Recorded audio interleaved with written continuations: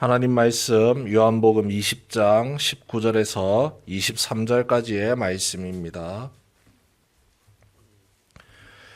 요한복음 20장 19절에서 23절까지의 말씀입니다. 한 절씩 교독합니다.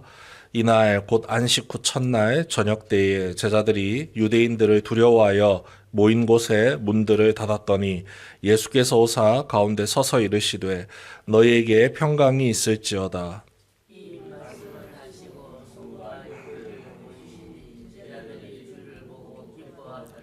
예수께서 또 이르시되 너희에게 평강이 있을지어다. 아버지께서 나를 보내신 것 같이 나도 너희를 보내노라.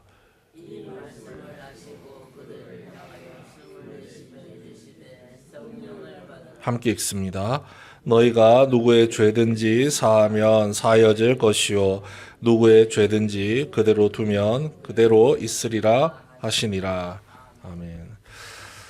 예수님께서 이제 부활하셨습니다. 부활의 기쁨을 우리는 성경 말씀을 통해서 미리 알고 있지만 그 부활의 은혜를 직접 체험하기 전까지 제자들의 입장은 극심한 두려움 속에서 사로잡혀 있을 수밖에 없습니다. 은혜의 통로이신 예수님께서 함께하지 않으시기 때문이죠. 그리고 안식 후 첫날, 지금은 저녁이지만 첫날 아침 이른 시간에 이미 제자들이 그리고 여인들이 예수님의 무덤을 확인하러 한번 갔습니다. 마리아가 무덤 문이 열린 것을 보고 놀라서 제자들에게 달려와서 지금 무덤 문이 열렸습니다. 이야기를 하자 베드로와 요한이 헐레벌떡 뛰어가서 그 무덤을 확인하기 시작합니다. 무덤에 들어가 보니 예수님의 시신이 놓여 있어야 할 자리에 그 시신은 보이지 않고 그 시신을 감쌌던 세마포 천이 곱게 접어서 한켠에 놓여 있었기 때문입니다. 누가 예수님의 시신을 훔쳐갔다. 그리고 그 모든 죄악들을 그 모든 문제들을 우리에게 뒤집어 씌우고 안 그래도 예수님을 죽였던 저 유대인들이 이제는 우리까지 죽이려고 함정을 파는구나 그런 생각이 들었을 겁니다. 우리 읽었던 19절 말씀 보시면 첫날 저녁 때입니다. 주일 저녁이 되어서 이 사람들이 이제 집에 다 모였습니다. 제자들이 한 공간에 모여서 두려움 가운데서 벌벌 떨고 있습니다. 모든 문들을 다 막았다라고 했습니다. 다 닫았습니다. 언제 극렬한 유대인들이 나타나서 자기들을 죽이려 들지 모르기 때문에 문을 꼭 걸어 잠그고 한자리에 모여서 앞으로 어떻게 해야 될지 대책을 세우려고 모였는데 대책은 생각나지 않고 그냥 겁만 계속 났던 것이죠. 어떻게 해야 될까? 어떻게 해야 될까? 그런데 예수님께서 그 안에 찾아오셨습니다. 어떻게 찾아왔는지는 알 수가 없습니다. 문을 다 닫아놨는데 그냥 그 문을 뚫고 들어오신 것이죠. 그리고 오셔서 제자들에게 말씀하십니다. 가장 처음 꺼냈던 말씀이 이겁니다. 평안이 너희에게 있을지어다. 평강이 너희에게 있을지어다. 지금 제자들에게 가장 필요한 말씀을, 가장 필요한 마음을 허락해 주신 거죠. 그러면서 입 바른 소리로 평강이 있을지어다가 아니라 지금 이 말을 하는 자가 누구인지를 확인할 수 있도록 손도 보여주시고 옆구리도 보여주십니다. 손에는 예수님이 박히셨던 못자국이 남아 있습니다. 옆구리에는 그 십자가에서 찔렸던 창자국이 그대로 드러나 있습니다. 제자들이 보고 이제 아는 것이죠. 저분이 누구지? 누가 어떻게 문을 다 닫아놨는데 이 자리에 들어올 수 있지 생각했다가 금세 그 손과 옆구리를 보고 우리 주님이시다. 우리 선생님이시다. 우리 예수님께서 드디어 오셨구나. 다시 오셨구나. 깨달을 수 있게 된 겁니다. 아침 일찍 무덤을 찾아갔을 때는 시신이 도둑 맞았다라고 생각했습니다.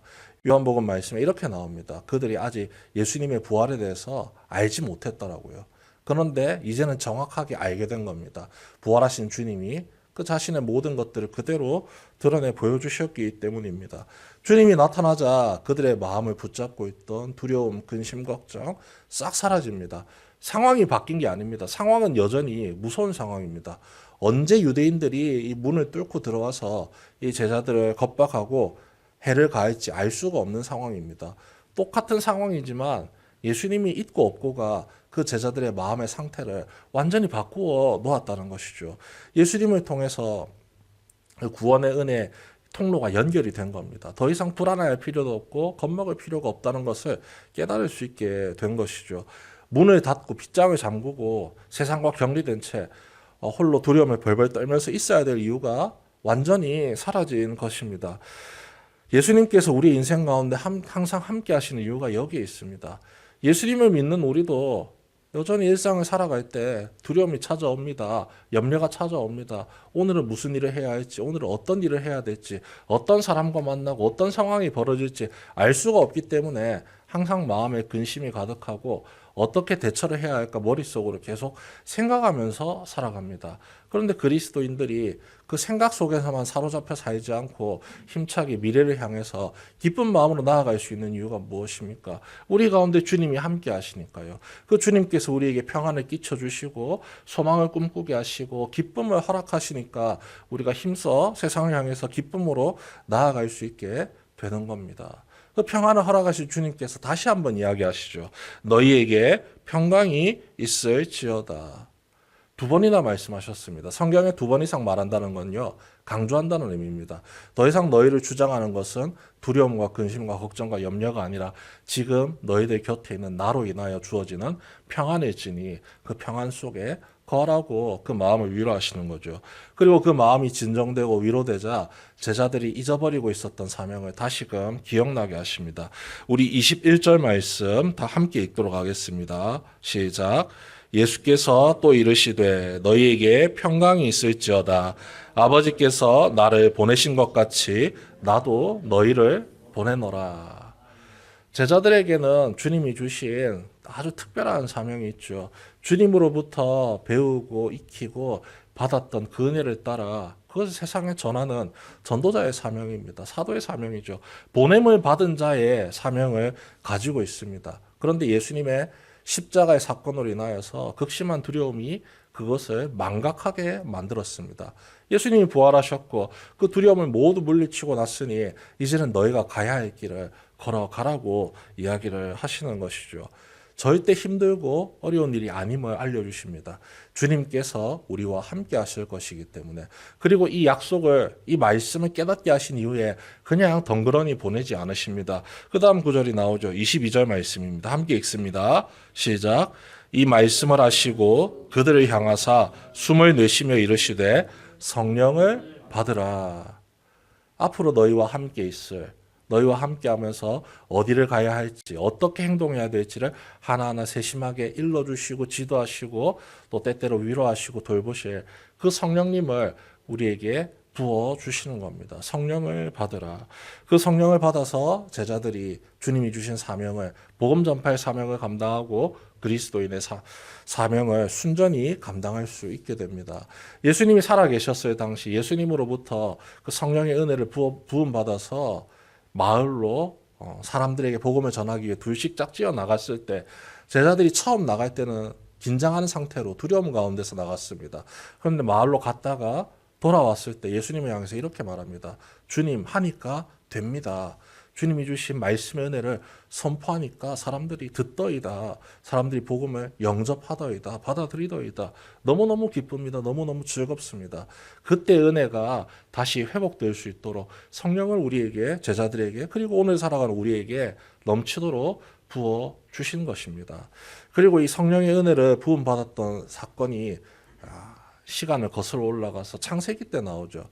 하나님께서 세상을 창조하시고 인간을 자신의 형상을 닮아 하나하나 빚으신 다음에 그 코에 생기를 불어넣으실 때 생명을 불어넣어 주셨습니다. 영을 불어넣어 주셔서 성령이 인간 가운데 함께할 수 있도록 은혜를 베풀어 주셨습니다.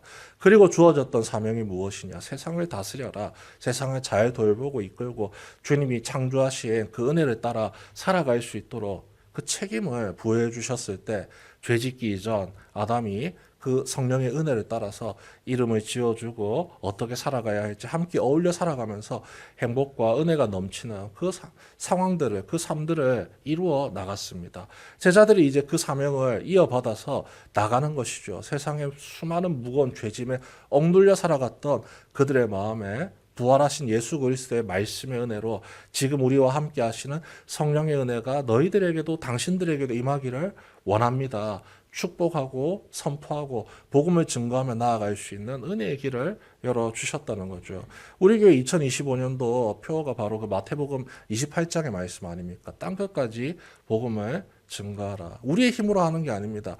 오직 성령이 너희에게 임하시면, 성령이 우리에게 임하시면 이 모든 일이 가능해지는 것이고, 지금 예수님께서 제자들을 향해서 그 성령을 받으라라고 선포하시고 허락해주고 계십니다. 우리는 그것을 받아서 감사함으로 받아서 누리면 될 뿐입니다. 제자들에게 그 성령의 넘치는 은혜를 허락해 주셨고, 또 이 요한복음의 말씀으로 끝나는 것이 아니라 사도행전의 시대로 넘어가서 또 제자들이 뜨겁게 기도하는 가운데 오순절 성령 강림의 역사가 일어나게 됩니다. 그 성령의 은혜를 받고 나니 이제 사도들이 제대로 예수님께서 주신 그 영혼 구원의 사명을 기꺼이 감당하며 고난과 아픔과 어려움 중에서도 감사함으로 나아갈 수 있게 되는 것이죠. 그 성령의 은혜가 오늘을 살아가는 우리에게도 동일하게 주어집니다. 그 성령님께서 우리에게 오늘 외치십니다. 평강이 너희에게 있을지어다. 그리고 주님이 주시는 평안 속에서 잊어버리고 있었던 우리의 사명을 다시금 깨우쳐 주십니다. 복음을 증거하고 너가 받았던, 지금 너가 누리고 있는 그 구원의 은혜를 누리지 못하는 자들에게 입술로서, 말씀으로서, 그리고 삶의 모습으로서 증거하며 살아가라고 우리에게 명하십니다. 그 명령에 우리가 온전히 순종함으로 나아가기 위해서 이 아침 시간, 또 이른 아침을 깨우고 이 말씀의 은혜를 사모하면서 주님께서 도와주시길 간절히 기도하며 나아갑니다. 그리고 20장 말미에 요한복음을 기록한 목적이 나타납니다. 오직 이것을 기록함은 너희로 예수께서 하나님의 아들 그리스도이심을 믿게 하려 함이요 또 너희로 믿고 그 이름을 힘입어 생명을 얻게 하려 함이라. 이 말씀의 은혜를 깨달을 수 있는 유일한 방법, 주님께서 부어주신 성령을 받았을 때 이 모든 것을 깨달을 수 있게 되고 마음에 받아들이고 누릴 수 있게 됩니다. 이 말씀의 은혜가 오늘을 살아가는 우리의 가운데 차고 넘칠 수 있도록 위해서 기도해 주시고, 그 은혜를 온전히 기억하고 잊지 않도록 성령님께서 우리의 마음에 함께 하시며 계속해서 기억나게 하실 겁니다. 여러분 가운데 거하시는 그 성령의 능력을 힘입어서 뜨겁게 기도하고 간절히 간구하고 우리의 모든 삶을 내어 맡기고, 그래서 주님께서 우리에게 주시는 그 은혜의 사명들을 기쁨으로 감당하며 나아가는 모든 성도 여러분 되시길 주님의 이름으로 축원합니다.